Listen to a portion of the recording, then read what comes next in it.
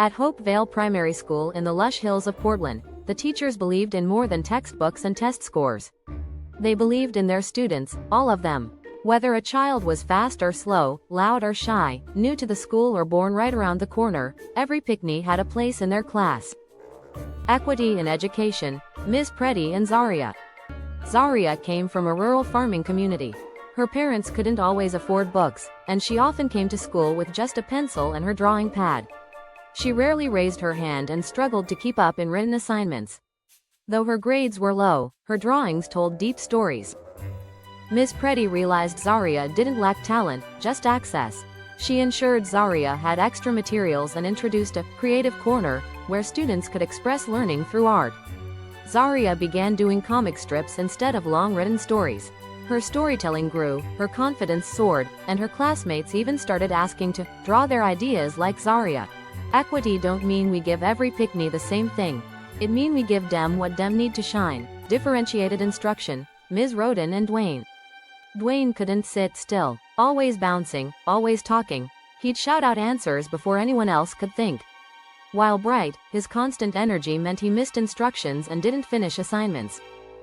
Ms. Roden transformed her class into active learning zones, a movement-based math station, a dramatic reading space, and a puzzle-solving nook.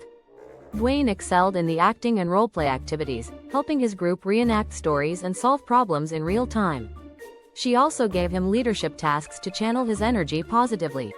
Nurturing individual learning needs, Ms. Powell and Ananda. Ananda had just migrated to Jamaica from Haiti.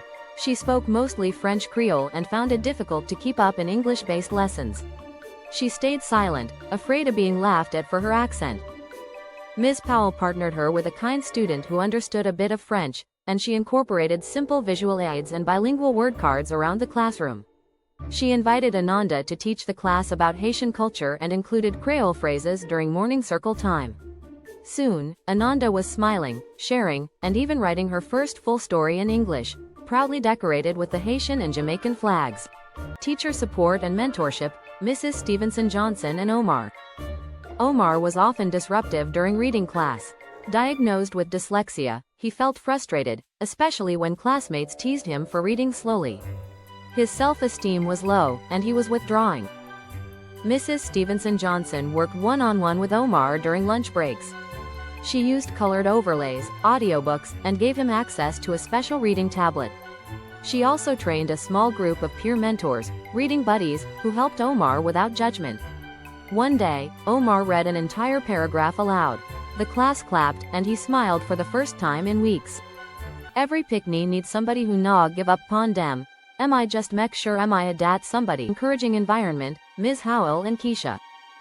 Keisha was bright, but terrified of making mistakes, especially in math. Even a single wrong answer would lead to tears.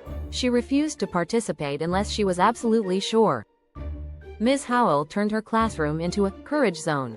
Mistakes became math treasures, and students earned points for explaining where they went wrong. Lessons included real-life activities, planning a school party, managing a budget, and measuring for baking. Slowly, Keisha raised her hand more and even volunteered to teach her method on the board, mistakes and all.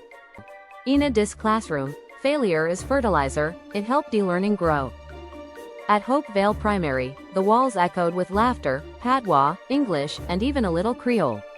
From Zaria's drawings to Dwayne's skits, Ananda's stories to Omar's slow but strong reading, and Keisha's brave answers, each student had come into their own. As the year closed, a painted sign above the school gate read,